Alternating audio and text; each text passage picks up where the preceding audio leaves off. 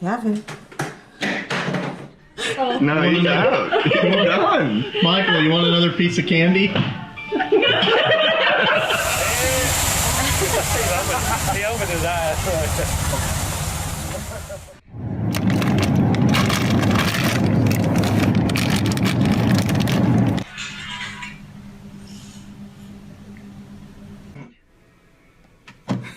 Bueno, pues ya lo habéis visto, nos encanta empezar o con vídeos de animales o con vídeos de niños, y es que qué lástima, los niños se quedan frititos en cualquier parte, ¿vale? Y bueno, no es la primera vez que cuando empezamos con estos vídeos de niños durmiendo es porque el Señor nos llama a espabilar. Y es que estamos terminando el año litúrgico, parece que fue ayer cuando fue el verano, pero bueno, por lo menos aquí estamos sacando las chaquetas ahora que está empezando el frío, y ya estamos terminando el año litúrgico, y ya puede pillar dormidos, así que bueno, vamos a tener hoy un programa, pues bueno, sobre esa actitud. A ver, si el problema es dormirse, no dormirse, o la cosa es si tú te vas a la cama y has dejado todas las cosas hechas. Vamos a ver, porque el punto no es dormirse o no dormirse, sino cómo nos pilla y qué hacemos cuando nos despertamos. Los que conocéis un poquito de parábolas y de citas bíblicas sabréis de cajón de qué vamos y cuál es la lectura de hoy. Así que bueno, volvemos a San Mateo, una de nuestras iglesias de cabecera, y vamos adentro, ¿vale? Y nos metemos en el ajo de la palabra de Dios. Vamos.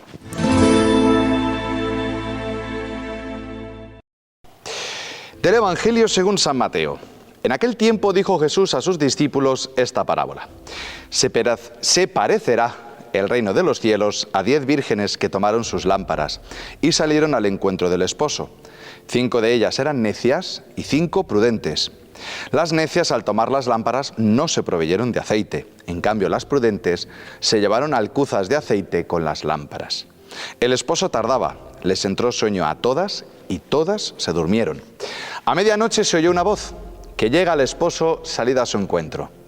Entonces se despertaron todas aquellas vírgenes y se pusieron a preparar sus lámparas. Y las necias dijeron a las prudentes: dadnos de vuestro aceite, que se nos apagan las lámparas. Pero las prudentes contestaron: por si acaso no hay bastante para vosotras y nosotras, mejor es que vayáis a la tienda y os lo compréis. Mientras iban a comprarlo, llegó el esposo, y las que estaban preparadas entraron con él al banquete de bodas, y se cerró la puerta. Más tarde llegaron también las otras vírgenes diciendo: Señor, Señor, ábrenos.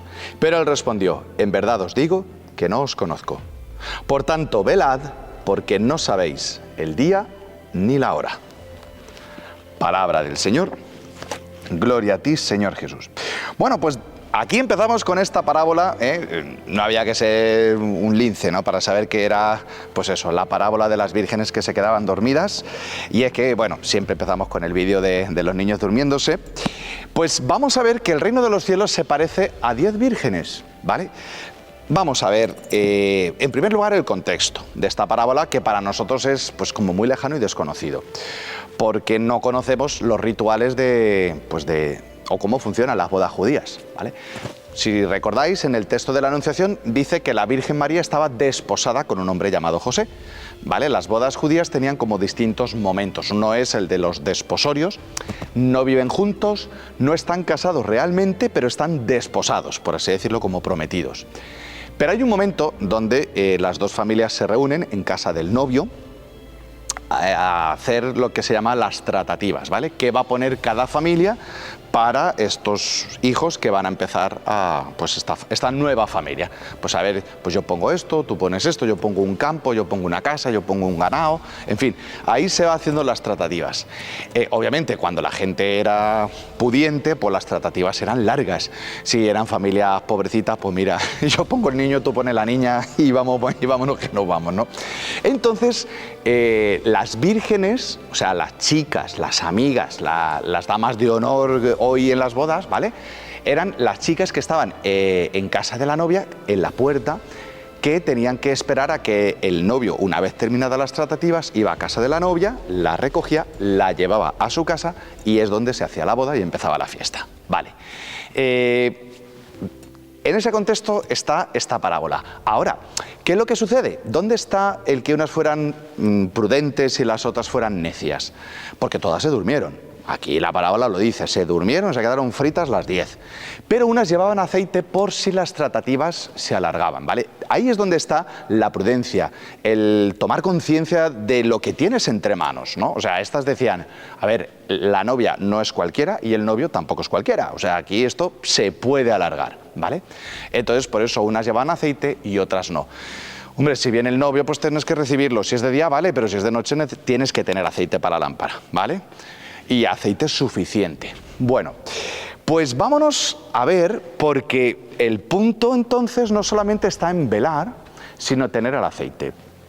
Y aquí yo siempre apelo a algo que nos sucede mucho a los curas, ¿vale? Y es que mucha gente viene a hablar, pues eso, porque está con dificultades, porque no sabe qué hacer en una situación, etc.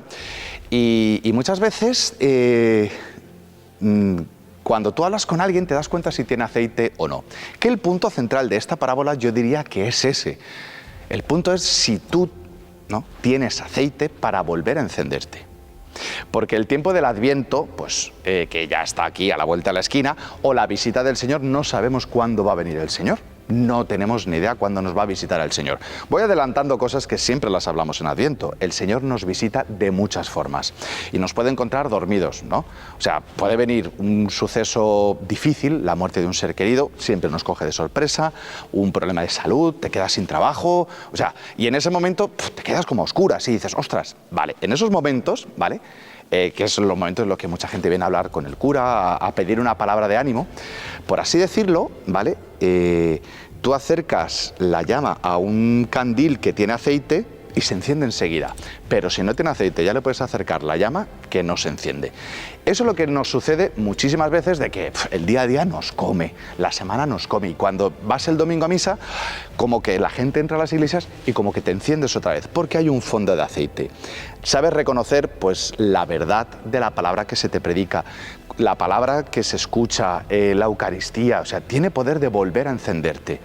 Y en ese sentido, a veces nos preocupamos mucho de estar siempre encendidos.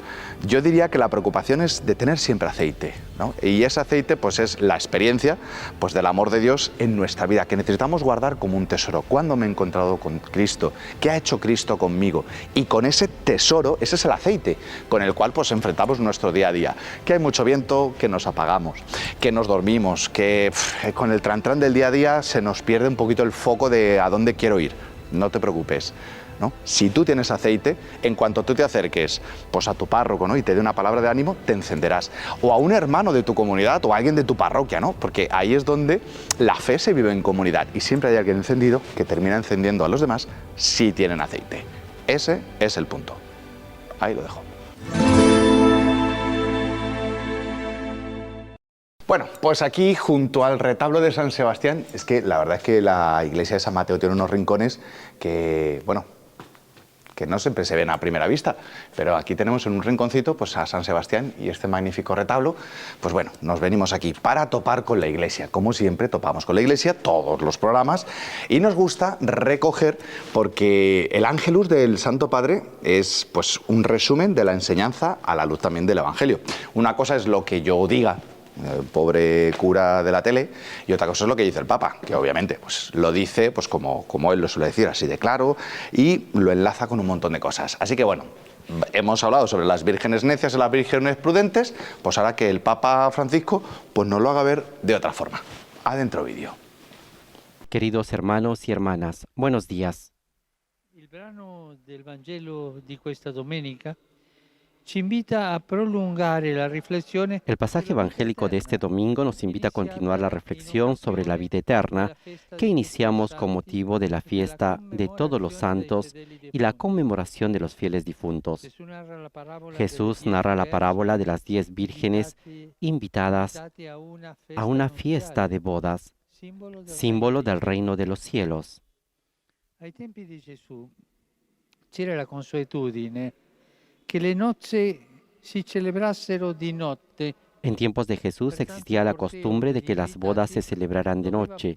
Por lo tanto, el cortejo de los invitados debía hacerse con las lámparas encendidas. Algunas damas de honor son necias, toman las lámparas, pero no llevan consigo el aceite. Las prudentes, en cambio, junto con las lámparas también llevan el aceite. Lo sposo tarda a venire e tutte si assopiscono. El novio tarda en llegar y todos se duermen. Cuando una voz advierte que el novio está llegando, las necias en ese momento se dan cuenta de que no tienen aceite para sus lámparas. Se lo piden a las prudentes, pero ellas responden que no pueden darlo, porque no sería suficiente para todas. Mientras las necias van a comprar el aceite, llega el novio. Las jóvenes prudentes entran con él en el salón del banquete y se cierra la puerta. Las otras llegan demasiado tarde y son rechazadas. Queda claro que con esta parábola Jesús quiere decirnos que debemos estar preparados para el encuentro con Él, no solo para el encuentro final, sino también para los pequeños encuentros, esos encuentros diarios de cada día, en vista de ese encuentro, para el cual no basta la lámpara de la fe.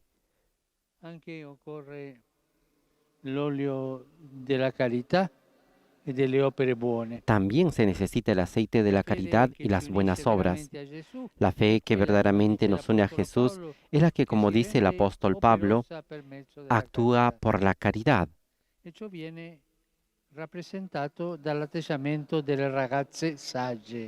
es lo que se representa a través de la actitud de las jóvenes prudentes. Ser prudente significa no esperar el último momento que corresponde a la gracia de Dios, sino hacerlo activamente de inmediato, comenzando desde ahora. No, no es que me convertiré más adelante, sino que es ahora, cambia la vida ahora, no más adelante. Porque si se va diciendo más adelante, nunca se llega a eso. Es hoy. Si queremos estar preparados para el último encuentro con el Señor, debemos cooperar con Él, cumplir buenas acciones inspiradas en su amor.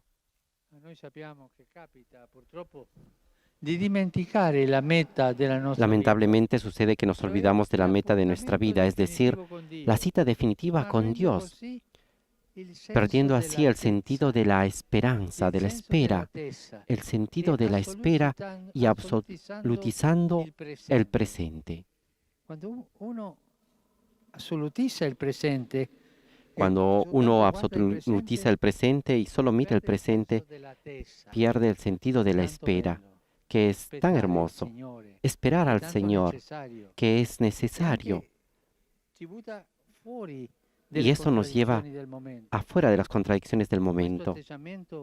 Esta actitud excluye cualquier perspectiva del más allá. Hacemos todo como si nunca tuviéramos que partir para la otra vida. Y entonces solo nos preocupa poseer, emerger, tener una buena colocación. Siempre más. Si nos dejamos guiar por lo que nos parece más atractivo, por la búsqueda de nuestros intereses, nuestra vida se vuelve estéril. No acumulamos reservas de aceite para nuestra lámpara, y esta se apagará antes del encuentro con el Señor. Tenemos que vivir el hoy, pero ese hoy que va hacia el mañana, hacia el encuentro, ese hoy lleno de esperanza. Si por el contrario estamos atentos y hacemos el bien correspondiendo a la gracia de Dios, podemos esperar serenamente la llegada del novio. El Señor también puede venir mientras dormimos. Esto no nos preocupa porque tenemos la reserva de aceite acumulada con las buenas obras de cada día, acumulada con esa espera del Señor que Él venga en cualquier momento, que me venga a llevar con Él. Invoquemos la intercesión de María Santísima para que nos ayude a vivir como ella, una fe activa. Ella es la lámpara luminosa con la que podemos atravesar la noche más allá de la muerte y alcanzar la gran fiesta de la vida.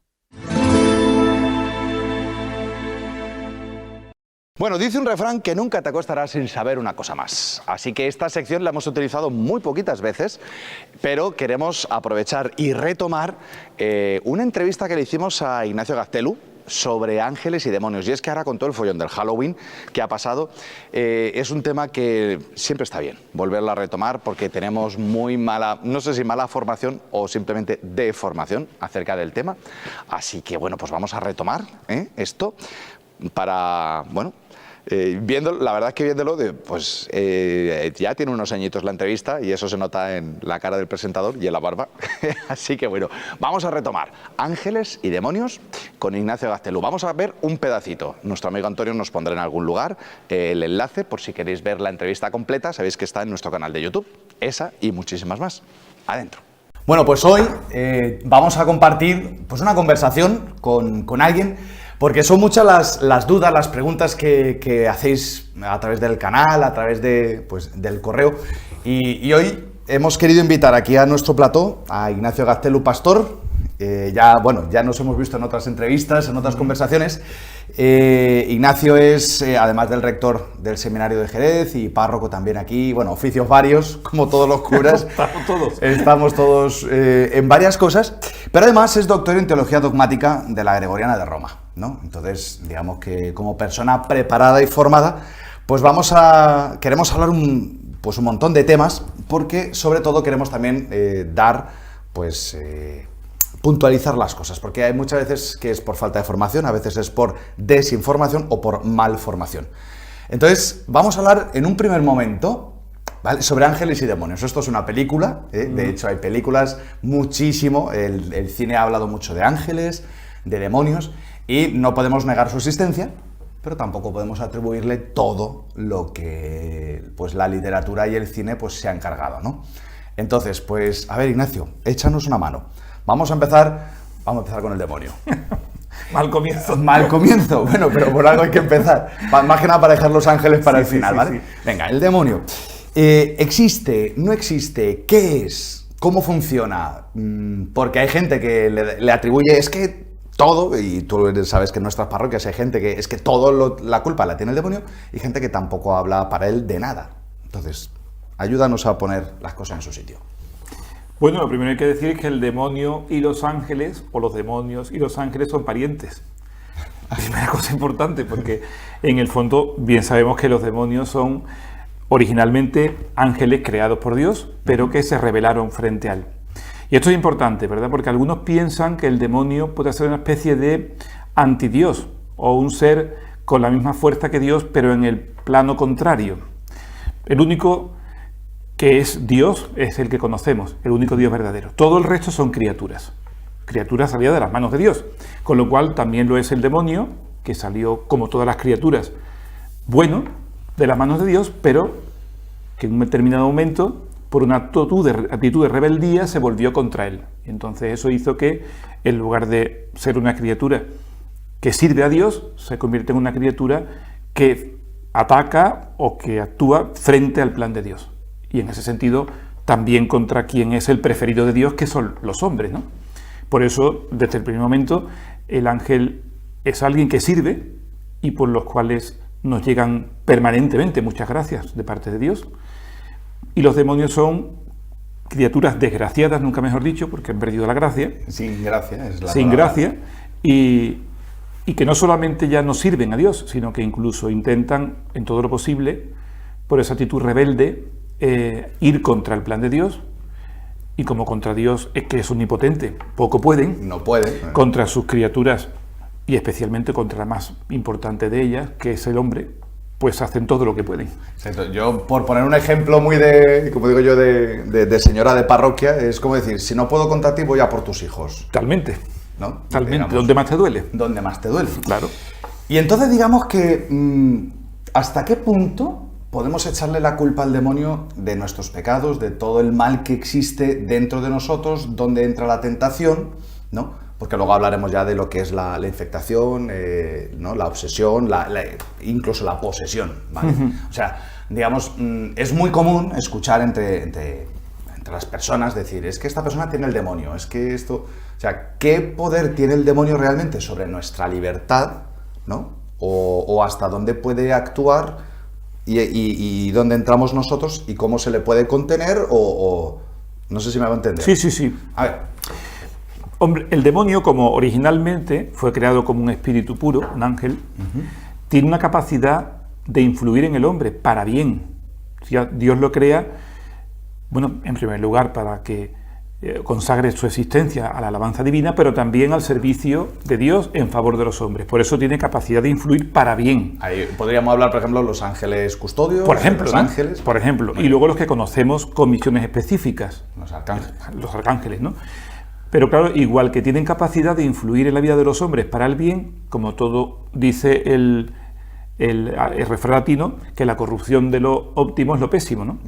Claro, esa capacidad se puede utilizar, como en su caso, para el mal. Es decir, pueden influir en la vida de los seres humanos. Lo pueden hacer y de hecho lo hacen. Pero no al punto de que pueda vencer en el hombre la acción de Dios. ¿Qué quiero decir con esto? Que el hombre siempre tiene la capacidad, en su voluntad, de resistir al ataque del demonio y volverse de nuevo de cara a Dios. La tentación, digamos que es una tentativa, nunca mejor dicho, de parte del demonio, ¿no?, de apartar al hombre de Dios. Se vale porque bien conoce el ángel cómo es el hombre, porque pues, justamente en muchos casos es el objeto de su acción, en el caso de los ángeles, también en el caso de los demonios, y conoce sus debilidades, y por tanto dónde y cuándo puede atacarlo, para que en esa debilidad consiga, por la mentira, o por la seducción, o por el miedo, ponerlo frente a Dios, que es su objetivo en última instancia, ¿no? Es ganar la batalla a Dios donde él cree que la puede ganar, que no es cara a cara frente a Dios, sino en su parte más débil, digámonos, que es la condición humana, que ya sabemos que, bueno, es frágil, ¿no?, se puede decir, ¿no? Entonces, digamos que es cierto que es más inteligente que el ser humano, pero no es más fuerte que Dios. No, de ninguna manera. Y además no se puede situar en un punto intermedio. Digamos que sí, se puede entender que es un espíritu puro, sutil, puro originalmente, claro. Digo puro espíritu puro porque en él no se da la composición de materia y espíritu, sino que como en el caso todo espiritual. De los hombres. Pero es un espíritu caído, desgraciado. No ha perdido sus capacidades, pero desde luego de ninguna manera ni de lejos se asoma ni se aproxima a la omnipotencia de Dios. Dios es infinitamente más poderoso que el demonio, claro que sí.